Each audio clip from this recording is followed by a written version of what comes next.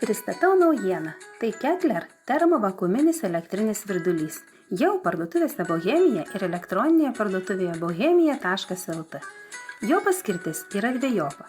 Dėl vakuuminio sluoksnio tarp sienelių karštas vanduo virdulyje išsilaiko net keletą valandų, todėl gali puikiai pasitarnauti ir kaip termosas.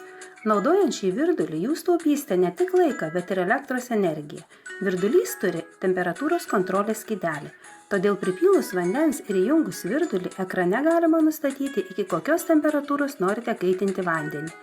Jei temperatūrą nustatysite 100 laipsnių, palaipsniui matysite, kiek įkaito vanduo. Tai parodo žingsnis po žingsnio užsideganti indikatoriaus lemputė.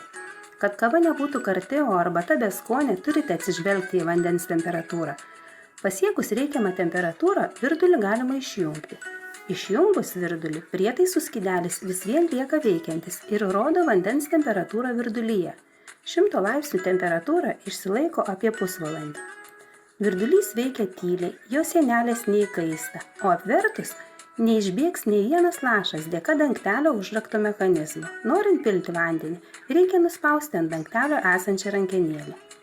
Jeigu nutarėte, kad jau laikas atnaujinti virtuvės prietaisus ir įsigyti naują virdulį, apsilankykite parduotuvėse Bohemija ir elektroninėje parduotuvėje bohemija.lt.